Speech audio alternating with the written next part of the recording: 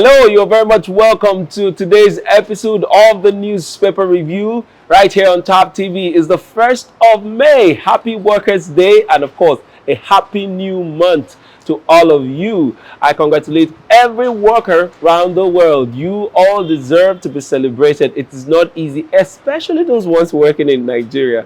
Nigeria workspace is a very tough one. So if you have survived and you're still in the system, you're still pushing up to today, I congratulate you. Well done. You're all doing very well. Happy Workers' Day to all of you. And welcome. Don't forget, on this program, we'll bring you the headlines across newspapers. So today we'll be taking a look at what has happened in the last 24 hours. And to do that with me is Victor Sioku. You're welcome. Thank you, sir. And yes. Happy New Week. Happy New Week. And how was your weekend, though? Went for a wedding. Yeah. A very happy one. It was all partying all the way. Yeah. Wow. You didn't call me for this kind of groove. I would have showed up. Nice. No, it was a cool one. Then, but on Sunday, my body needed some deep rest. After all the groove now, you need to tone down. That's nice. Good to know. All right. So we're going to go straight to taking the headlines for today, the 1st of May, 2023. And on the paper we'll be taking today, which is the Vanguard newspaper, we see as headline here, OPS urges federal government to suspend proposed new taxes. Page 9 is where you get details of that story. We also see Sudan, 637 Nigerians arrive Egyptian border. Envoy assures parents, students. You see story on page 8 of the Vanguard. Moving on to the main headline on the Vanguard, we see here, May Day. It's been terrible, agonizing for workers. NLC, as workers in oil, electricity, maritime, other sectors grieve over continuous misery, poverty, hopelessness. Ask government to address poverty, insecurity, unemployment, inflation, high cost of living. Set agenda for incoming government. All of these details is on page 5 of the Vanguard newspaper. Right under that, we see inflation. High interest rates drive stock market loss to 1.01 trillion naira in April. Market loses over 70% of first quarter gains. Analysts disagree on outlook for May. You find story on page 19 of the Vanguard newspaper. We also see here Lagos-Ibadan Expressway. Federal government apologizes over failure to meet deadline.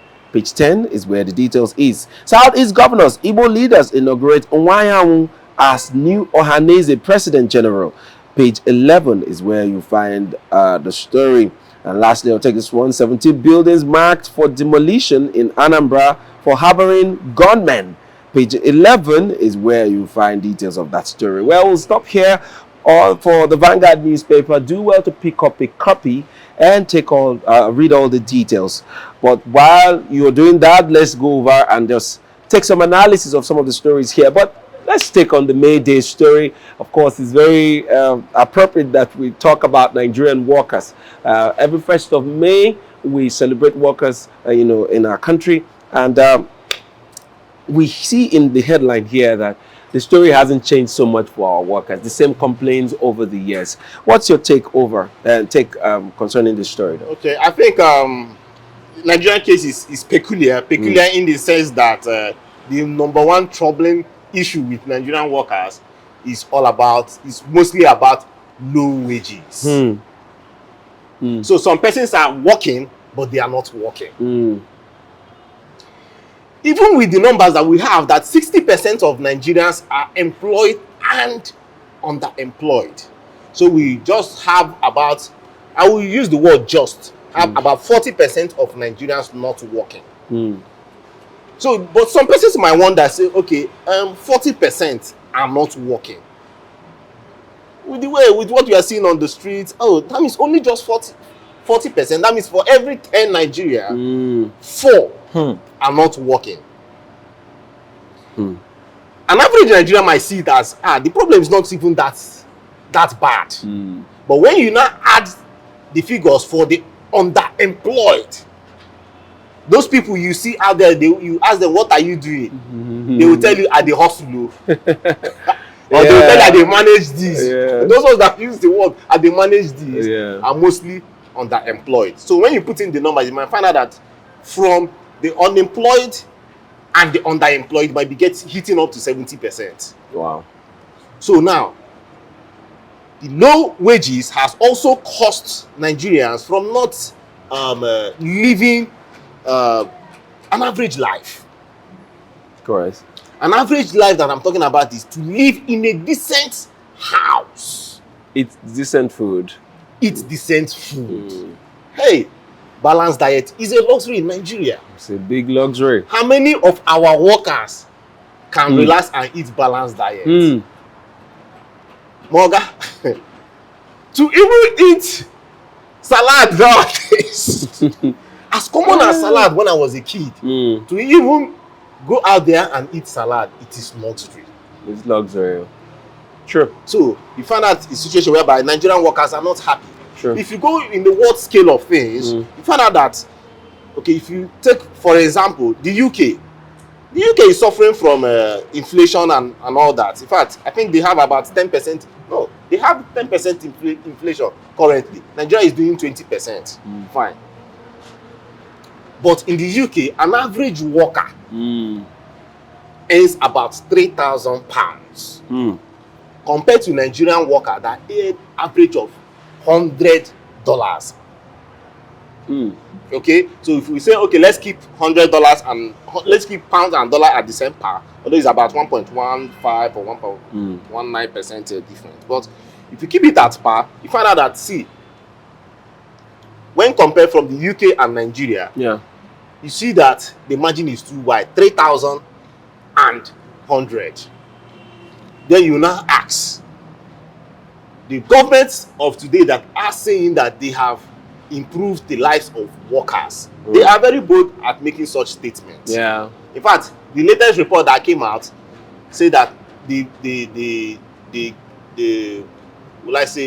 employed 117,000 Nigerians within the 8-year period of this government, and they are making mouth about it. And you now ask, in Nigeria, where we have a population of 200 million persons, and you are able to create jobs of 117,000, can you see the margin?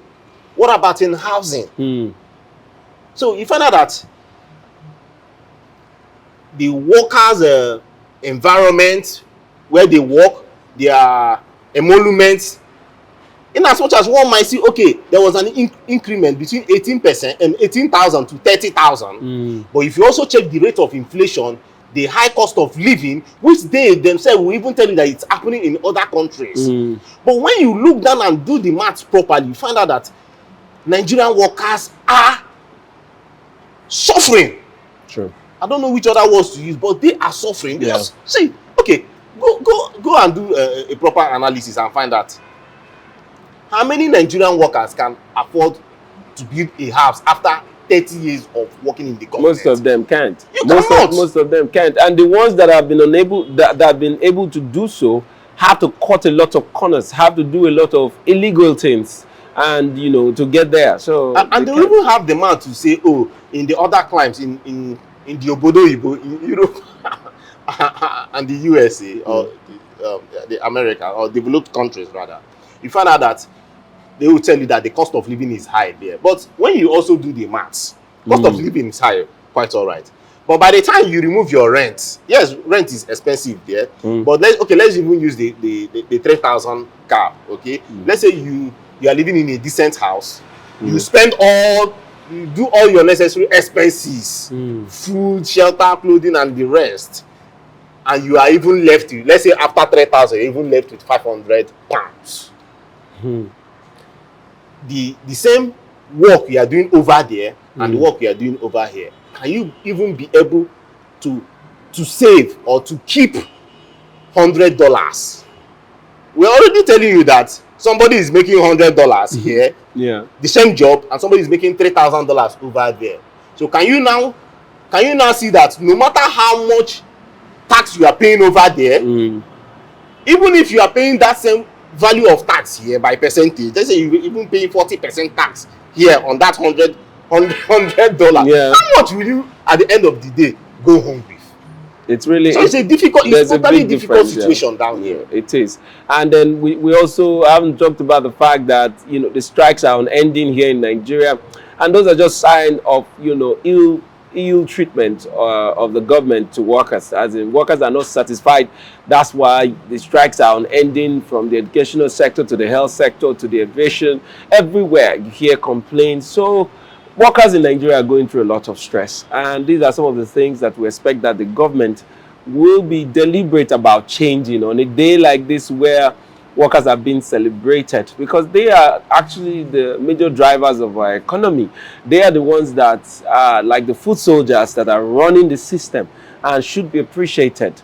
The 30% salary increment that the federal government declared, some states have been unable to pay that amount of money up till date, and that is really unfortunate. And then plus, are we also talking about, you know, the months of salaries that have been owed by certain states here and there?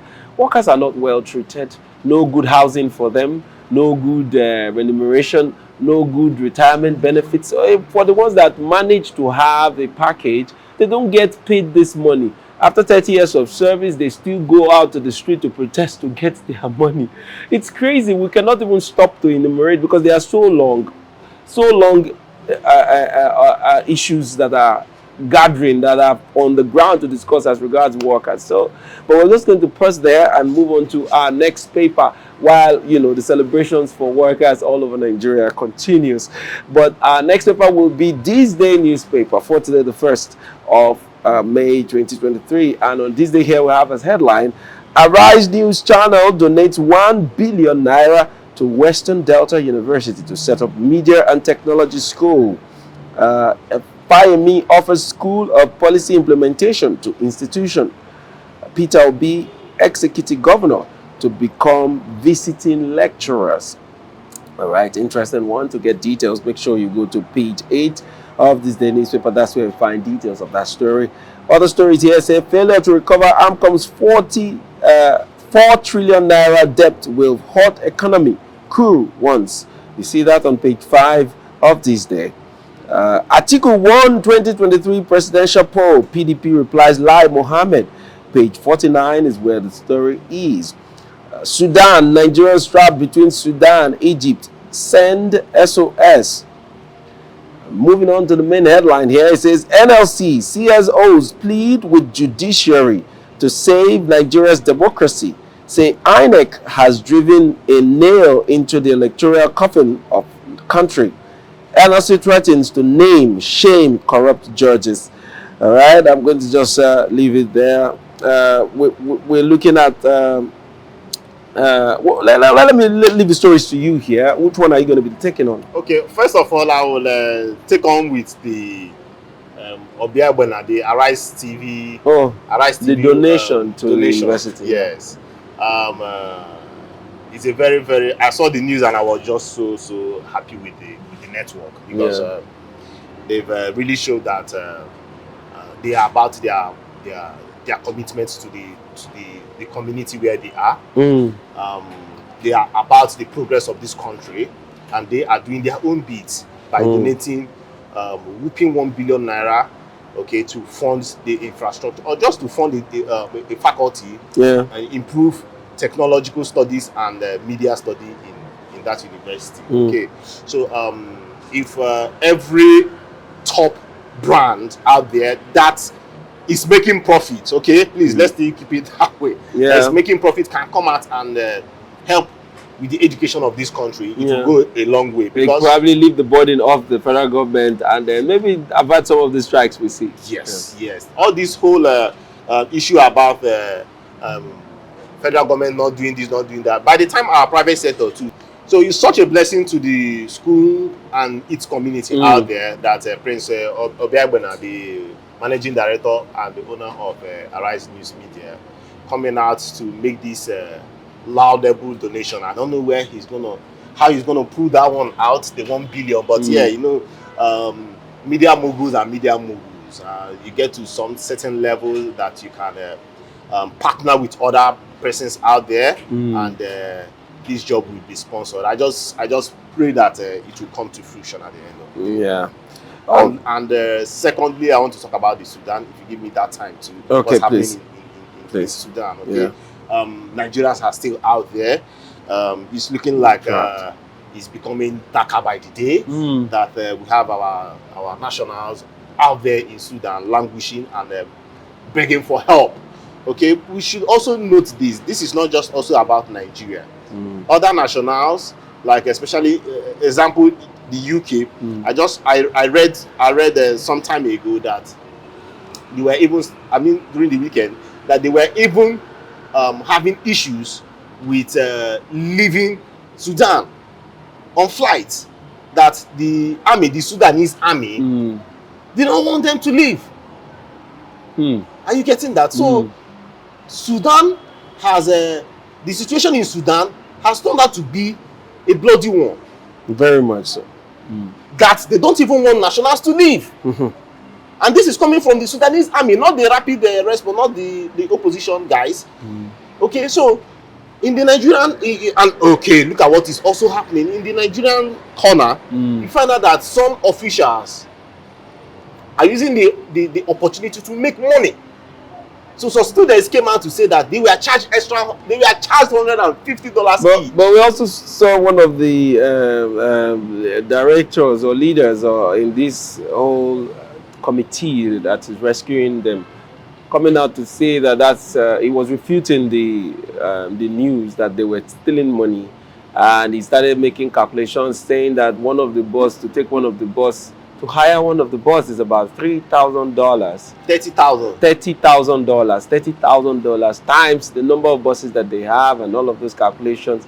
So how true is it that they are actually, but then it would not be unusual if, some Nigerians are beginning to see opportunity to divert these monies to their, pockets. So, but then the most important thing is for them to save the lives that are really crying for help at this time, because they didn't start the war and they shouldn't be victims. Yeah, and another thing is that it's like we just have on our minds that we're just going to save the students out there. You see the paper, you see the media talking about Nigerian students, forgetting that there are some persons that also went there to do menial jobs. Yeah, a lot of Nigerians. So those people that went to do menial jobs are looking left out. It looks like they're not prioritized. Yeah. So what happened is that they even went to the station, okay, and started causing issues there, saying that they must leave first before the students.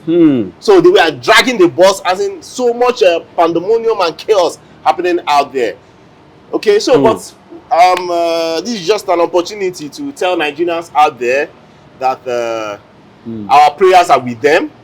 Please, from this part of the Niger, our prayers are with them, and we hope that they will come back safely. Yes, that's just it. We're really praying for them. They come back home safely, because every single life out there is very important to us Nigerians. And we also pray that the government should, hasten up their efforts to get them back in the country and stop all these stories of some people siphoning money here and there. Please, that should be quickly investigated and stopped if that is happening.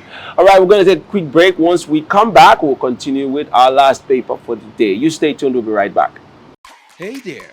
Are you looking to record your videos, do your voiceovers, and take your professional pictures? Look no further. With our state-of-the-art newsroom, photography, kitchen for our food content creators, and exclusive children's studio, we certainly can deliver the best studio experience. Our carefully designed studio space can bring your diverse creative content ideas to life. We aim to consistently serve value to our customers far and wide. Come, let Tharv Media give life to your dreams. Tharv Media, a slice of infotainment. All right, you're welcome back. We're still here taking the newspaper headlines here on the Newspaper Review. Don't forget you can also be a part of this program by dropping your comments and your reactions on the comment section. And if you haven't subscribed to this channel yet, what are you waiting for? Go ahead and click on the subscribe button. Don't forget to turn on the notification key, because that is the only way you'll get notified whenever we come up with a new episode of this program and many other interesting programs we have right here on Tap TV. But without wasting time, let's go into our last paper October 4th to the 1st of May 2023, and that will be the Nigerian Tribune. All right, the Nigerian Tribune have as headline here: Atiku won 2023 presidential election.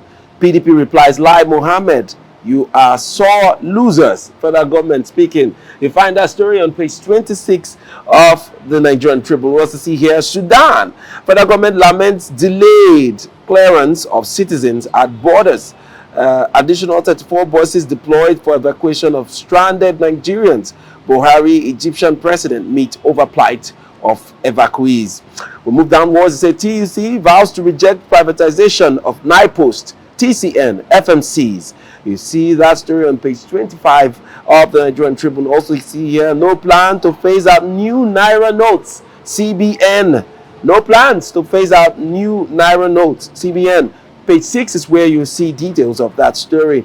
Buhari's government in Buhari's government worst in Nigeria's history. ASU speaking there. Need to get details, of course. Page 25 is where you find that story, and we'll move on to the main headline here. It says APC set for stormy National Working Committee meeting as leadership tussle gets messier.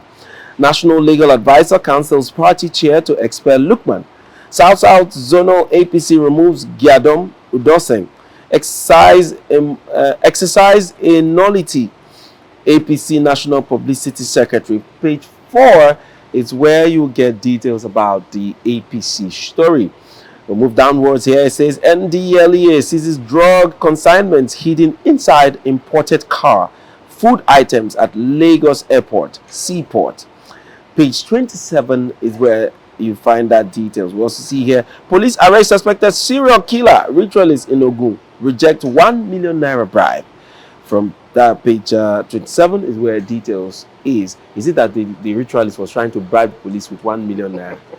Money probably got from killing someone and wants to use it to bribe the police. And I'm not surprised that the police rejected that kind of money. It's blood money. Clear one that you're not ignorant of. That kind of money can make you appear in the ritualist parlor. Yes. You need to avoid it. I'm not surprised. It's blood. Very stained though. And let's take this one. It says, Abe withdraws petition against Rivers governorship election. Page 26 is where you find details of that story. So, and the last one. 10th National Assembly opposition lawmakers adamant vow to reject APC zoning.